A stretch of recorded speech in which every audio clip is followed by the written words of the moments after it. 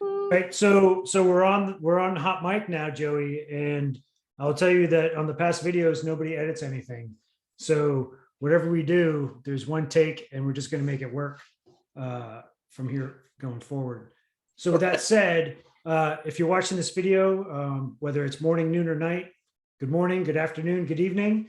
Welcome to the next episode of Meet the Founders. Today, I'm joined by Joey Shimerdla. Joey is the treasurer for the VetCoin Foundation, but we're not going to talk about money today. We're going to talk about what makes VetCoin a little bit different from other cryptocurrency and blockchain efforts out there. So, Joey, what I'd like you to do is kind of tell the audience a little bit about yourself, a bit of an introduction, and like, who is Joey Shimerdla? All right. So I retired from the military 10 days ago. I was lieutenant colonel. I was in the Army for 23 years. I have been retired for 10. And I'm currently the narrative lead for Splinterlands, which is a cryptocurrency card game. Sweet. So recently retired. Congratulations on that. Thank you. I think that's something that most of us look forward to, is a day we can kind of hang it up and pursue something else in our lives. But you spent several years in uniform, and you and I worked very closely together for the last few years, which I'm sure is a pinnacle of your career. What's your name again? Yeah, exactly. So if you could kind of share a story about your time in uniform that you think would resonate with the audience. All right. So my last job was I was the strategic analysis lead at US SOCOM. I worked with you, obviously, and we were responsible for providing the commander of US SOCOM, Special Operations Command, with analysis of the best use of SOF around the world. I remember this project. Yes, vaguely.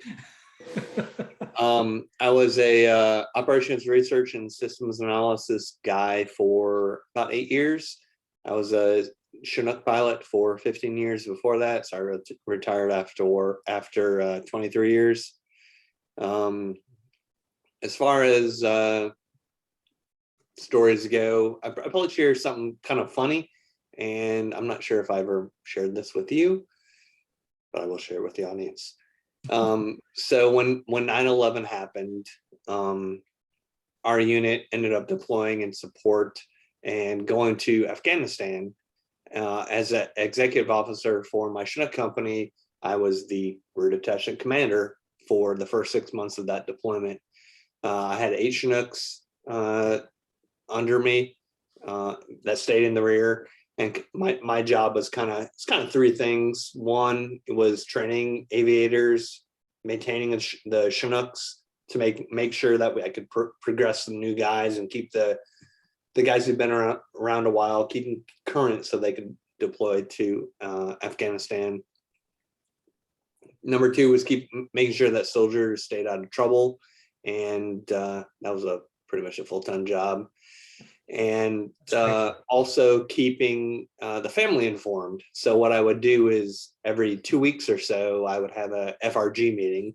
I would show photos, share some funny stories or anecdotes from the deployment to Afghanistan, and answer questions, and just make sure that spouses and family members were aware of what was going on. So this has been going on for a couple of months, and my brigade commander found out about it. He was like, "Oh, I'm going to show up at 1, and I just want to see how it goes." So I was like, I better show up early and make sure everything goes well. So my wife was in the car with me, and we're driving on to base.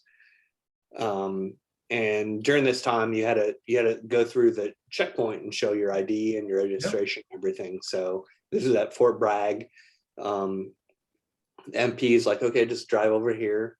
So we drove through, and he's like, "License and registration." And I'm military ID, my driver's license, and I popped open my glove box to show my registration. And I'm kind of rifling around looking for it. And he's like, "Sir, step out of the car."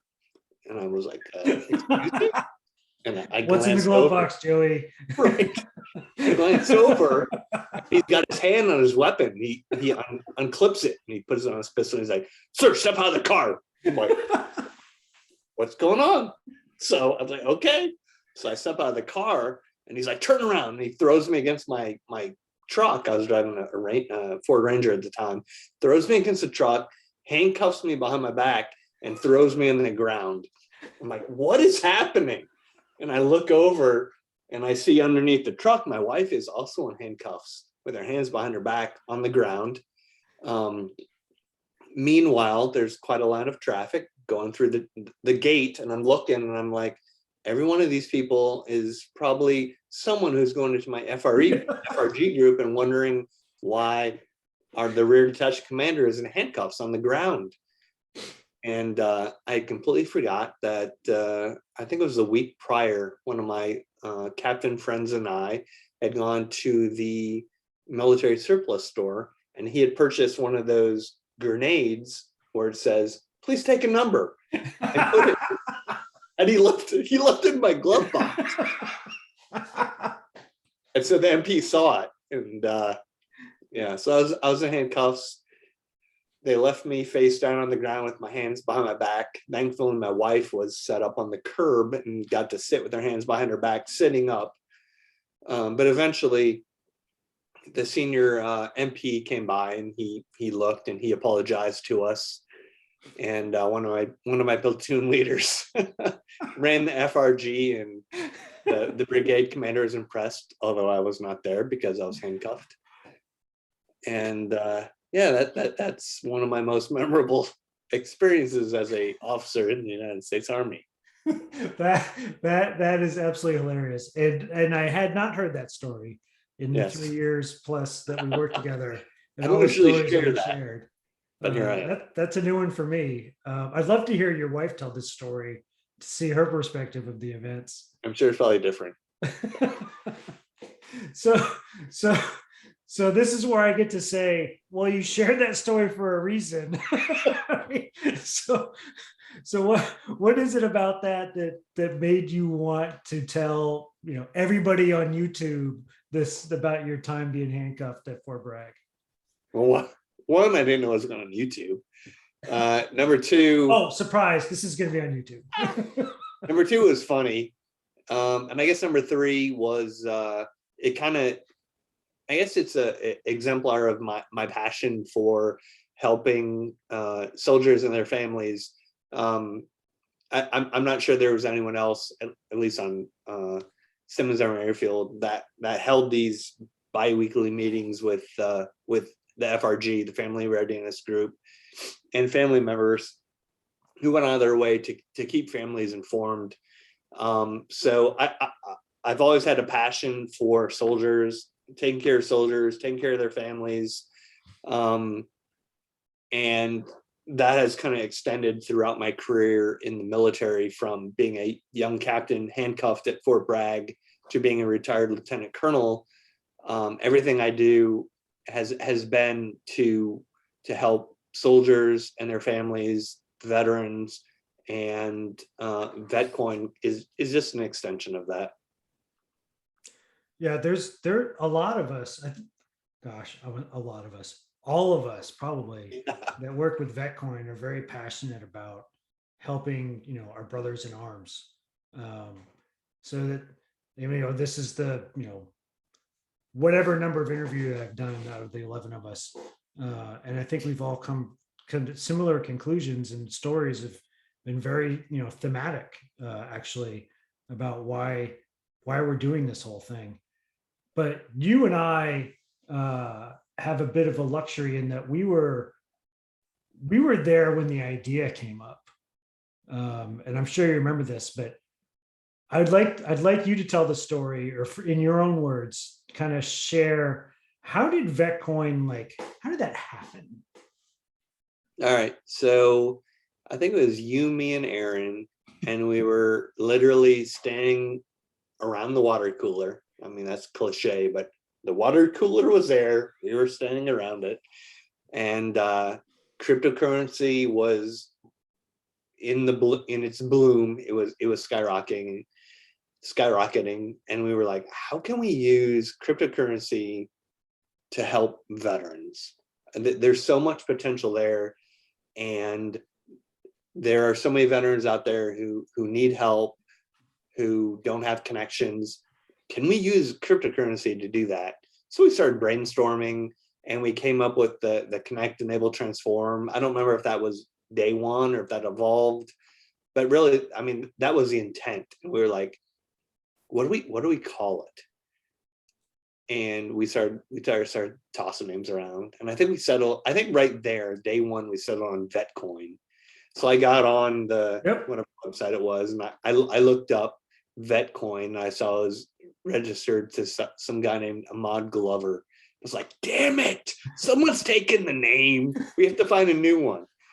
But instead of picking a new one, I was like, all right, we were like, let's see if we can contact Ahmad and see if we can purchase VetCoin off him or something. So I shot him an email, and he was like, hey, instead of purchasing it, I'm interested in partnering. I'm wondering what you guys have in mind. So we all got on a phone call, and Ahmad was like, hey, that what you guys are saying, that's exactly what I want. We ended up meeting in person at the Tampa Club in Florida. We were totally in sync. What he wanted was what we wanted. We wanted to help veterans. We wanted to teach them about cryptocurrency, and we wanted to basically connect and empower the veteran community. And he was totally on board, and the rest is history. Yeah, that's very similar, but not exactly how I tell the story, which is why I'm really interested to hear your wife talk about the day you almost got arrested outside of Fort Bragg, because where you sit matters, right? So the way that events happen can always be different depending on who's talking. So for some of us, that's where our crypto journey started. Like, I didn't own any cryptocurrency when we had that conversation. I was very skeptical of cryptocurrency, but you had some experience by then. You had some investments, you've made some smarter decisions much earlier than I had personally. So if you could kind of talk us through a little bit about, like, when did you become interested in cryptocurrency? When did you start to see the value of it? And how did that lead up kind of to the idea of VetCoin? And then where do you kind of see that trajectory? All right, so I got into, I think it was 2016 is when I first started investing in cryptocurrency. Bitcoin was at $500 and Ethereum was much less. I bought some Bitcoin, I bought some Ethereum. I wouldn't say I was savvy or I understood anything. I was like, hey, why not? I got some money, we'll put in Bitcoin and Ethereum. And it went pretty well from there.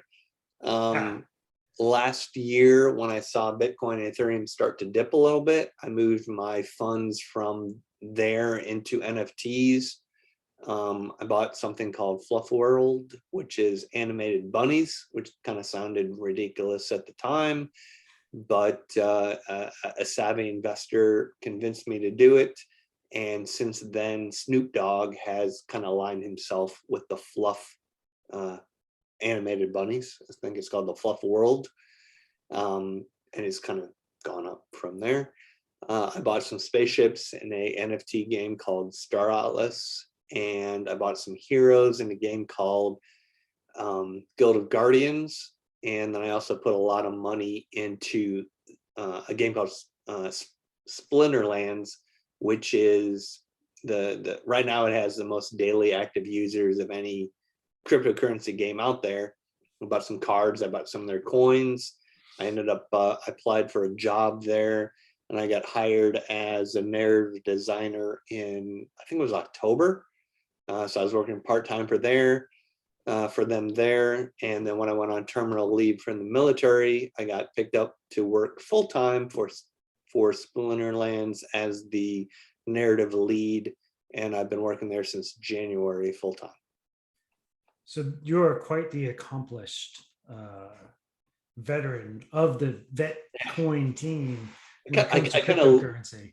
lucked into a few things, and it's gone pretty good for me. So You have been fortunate, and I wanted all this on permanent record because you are the resident expert now by virtue of your experience on cryptocurrency and all things related to it. So thank you. But it's in all seriousness, you mentioned being the lead writer for Splinterland. So I'm gonna out you a little bit. You are an accomplished author, and you've got, you're just not some dude who figured out how to write a paper.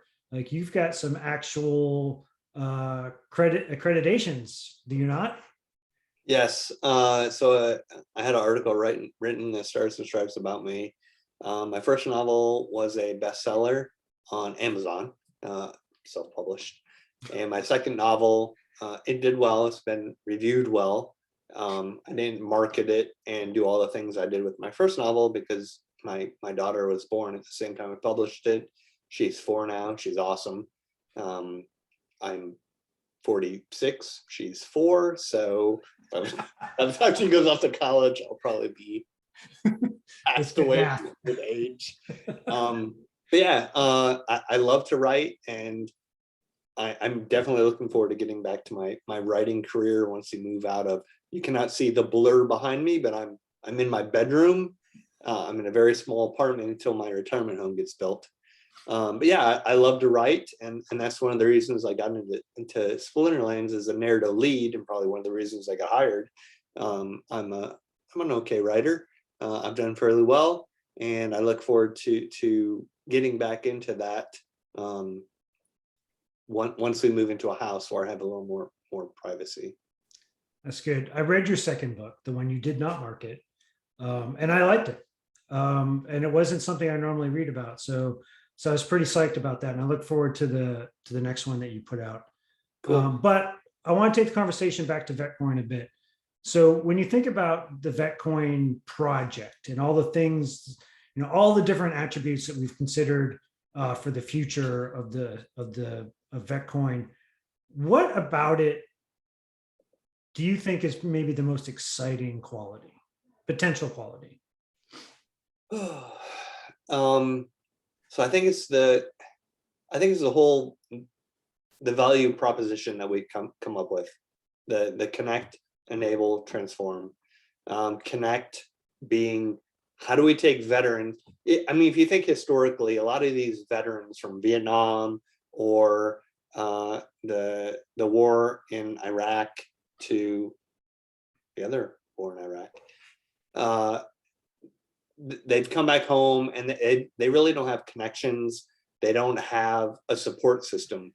And even if one exists, they don't know how to find it. So that's the connect piece, is how do we find those veterans that are out there that don't have a support system? And that's what we're actively trying to do. And then enable, which is, there's a whole blockchain economy out there that most people don't even know what it is or how it works. And that's kind of the education piece of how do we enable veterans to understand the blockchain community, get involved, and profit from something that a lot of people have been involved in from the beginning. And I mean, to be honest, they've made a lot of money from it. How do we get veterans into that? And then how do we transform veteran lives from the hardship that a lot of veterans have because of whatever reasons? They've been deployed for so long. They might only have military skills. They've had a military career their whole life. And it's hard to succeed when you exit the military and join the civilian world. How do we help those people to move on? I think all of us have, obviously, all of us have been veterans, but all of us understand that it's hard to leave that family behind, and it's hard to find a new beginning. So I think that's what VetCoin it does and is meant to do. Yeah. So I have similar thing, you know, the qualities of the project that I have passion for. And I know Aaron does too, because he puts out the boot camp videos. Like the whole education piece to me is a huge part of what we're doing for all the reasons that you just said. You know, this is just passing people by. Like veterans, we've been busy, right? Serving the country is, you know, it's more than just a job, it's a lifestyle and all those, you know, little snippets. But the reality is that you're focused on something, and these things do pass you by when you're in service, and transition can be very difficult. You just went through transition, you're still transitioning into the civilian world. Some people tell me that I've transitioned 5 times because I'm in the reserves, and every time I get mobilized, I have to retransition to being a civilian again.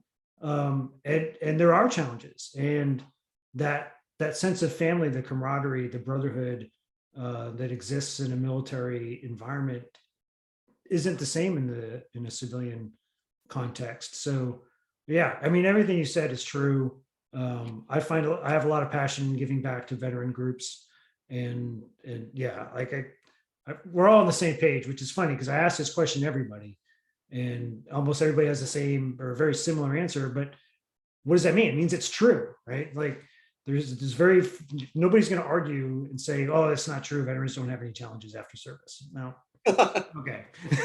Right? We have the entire Veterans Administration that says otherwise. And you know, hundreds of nonprofits to pick up the slack where the VA can't meet the demand. So that, yeah, I mean, how VetCoin can do that by leveraging the capital and the cryptocurrency environment, like that's exactly what we wanted to do. And I'm so super excited about where that's going to go in the future. So we have a token, right? We do have, like, VetCoin is there. It's not just a foundation. We do have a token out there.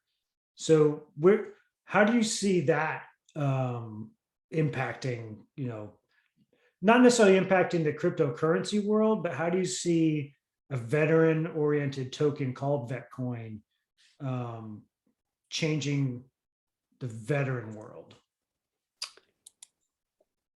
So that, like, the token itself? Yeah. Like, what is that going to do? We talked about the connect, enable, transform model. What does a token do to that? So the token is more than just a token. It's more than, oh, I own 5 tokens. I own $5 or whatever it's worth, probably $0.05. But whatever VetCoin is worth, there's more utility behind it than being just a token. So the way we're developing VetCoin is, depending on how much you own, it has multiple use cases, multiple utilities behind it, if you will. So when you purchase VetCoin, not only do you own VetCoin, you get a rank in the VetCoin universe or Vetiverse, if you will.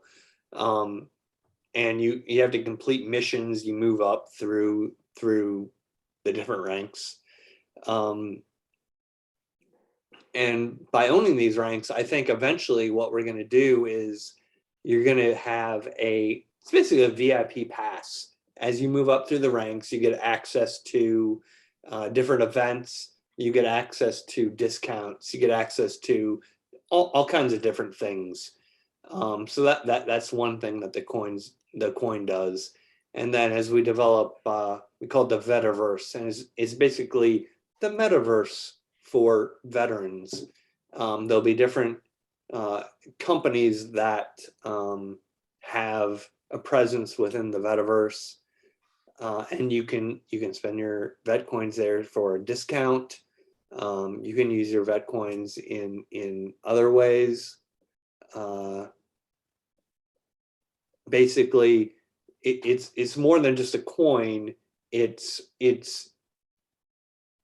a ticket to what am I trying to say? It's a ticket to the Vetiverse. It's a ticket to being to the education that we provide. And then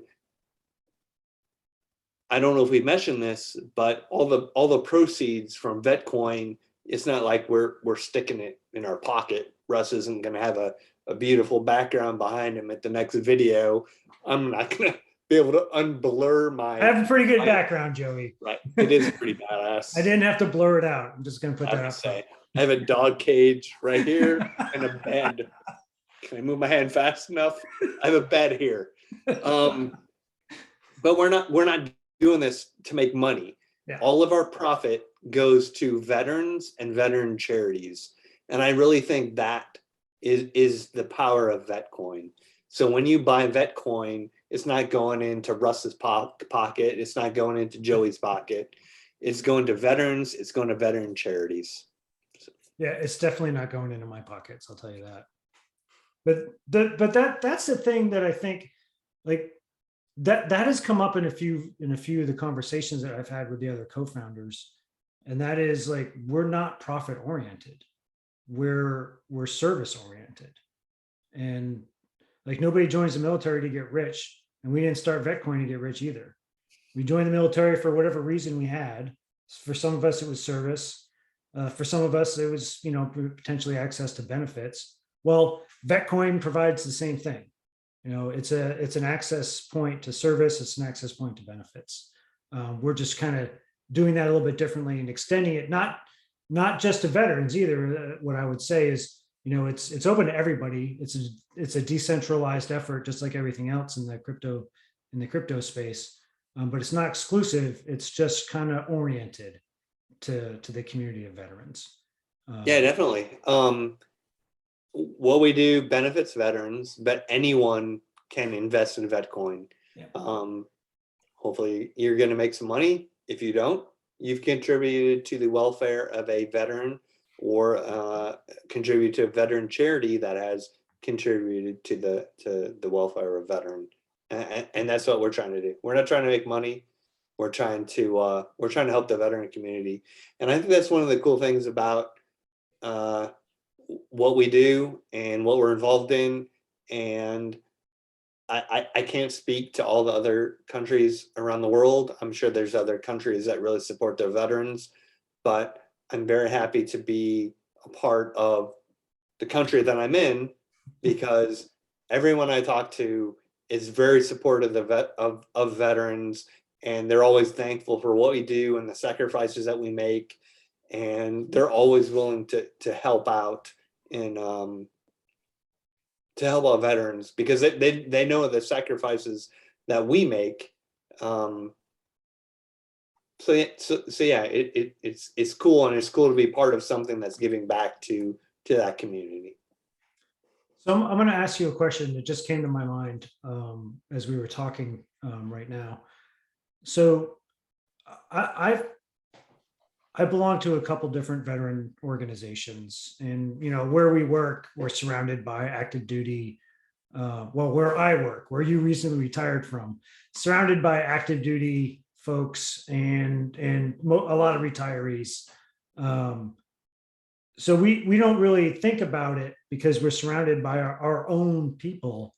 But then when I'm out in public and I'm engaging with folks, and they find out that I was, that I served the country, I get that "thank you for your service" comment. And every time I hear it, I'm like, you don't have to say that. Like, that's my mind automatically goes to, oh, like, somebody's thanking me for something I chose to do. It's kind of weird. It's kind of uncomfortable.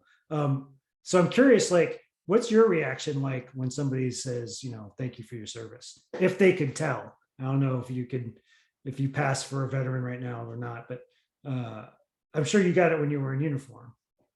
Yeah, I did. I'm growing my hair out so people can't tell. Yeah. Next week, I'm going to shave the sides. I'll have long hair on top and short on the side. Don't do that. Don't do that. You'll see me at the next meeting. So yeah, I'm the same way. I've always felt a little uncomfortable when people thank me for my service, because it's something that I enjoy doing, and I didn't do it. I didn't do it for thanks or for gratitude. I did it because I did it because I love my country initially, and then once I joined the military, I did it because I love my soldiers and I love the mission, and I did it for the guy and the girl to my left and my right. Yeah. So when people thank me for my service, I think about that and I tell them thank you. And when they every so often ask me how they can help the veteran community, which actually doesn't happen that often, I will mention VetCoin and I'll tell them, hey, you can invest in VetCoin. And I've invested in VetCoin. 100% of what you invest goes to veterans. If you don't want to invest in VetCoin, if you're not into cryptocurrency, you have different charities and foundations you can invest in. But I mean, it's more than just saying thank you if you want to help veterans. So that's kind of how I feel. Yep, that's a really good point. And to kind of follow that a little bit further, I can remember, over the last couple of decades, particularly in the early 2000s, after 9/11, there's a lot of, I support the troops, I support the troops, I support the troops. I was like, well, how? By saying it, or are you actually doing something? So I would challenge people that were like, oh, I support the troops. I was like, okay, well then go support the troops. Go volunteer, at the VA or help some, service-oriented organization. Like it's great that you like the idea and the concept of supporting the troops. So what are you actually doing to support the troops? And because that's kind of been my reaction and challenge to folks I know well. I wouldn't do that to a stranger. It'd be kind of weird.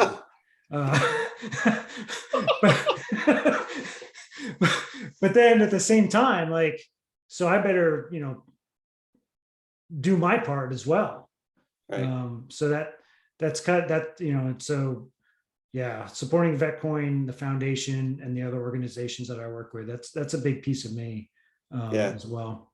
So it's VetCoin, and if you're not supporting VetCoin, I'm not saying, hey, invest in VetCoin. It's a great way to help veterans and the veteran community, but there's other ways. And I mean, eventually we're going to expand beyond the borders of America. But I will say that personally, I try to buy made in America stuff. If you're from England, buy made in England stuff. If you're from Italy, buy made in Italy stuff. Support your country, support your veterans, and you're going to be a happier person because of it. So we're going to close this out a bit, Joey, and I appreciate your time this evening. So I'll open the microphone. Like, is there anything that we didn't have a chance to chat about that you think is important to bring up, or just something that you just want to kind of comment here as we finish up? Like, what's your final thought about our conversation? I don't know if I have a final thought. I guess my final thought would be that we started VetCoin because we wanted to support veterans. We wanted to connect them to the services that they need.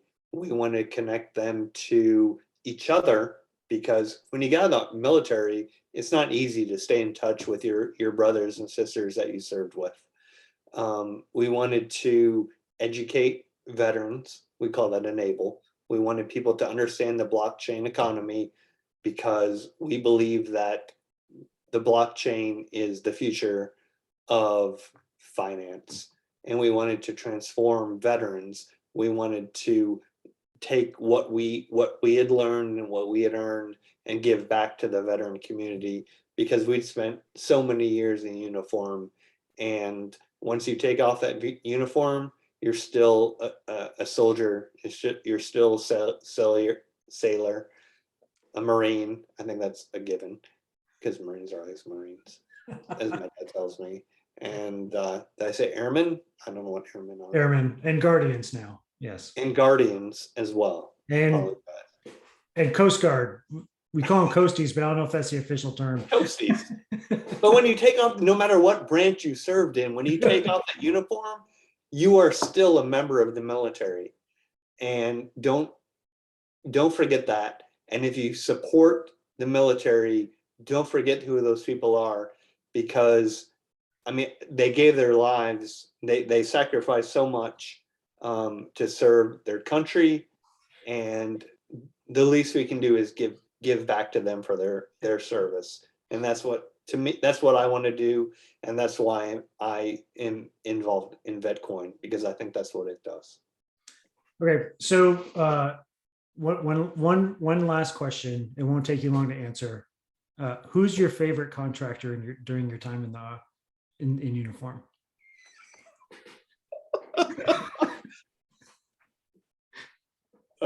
Do I have to answer that?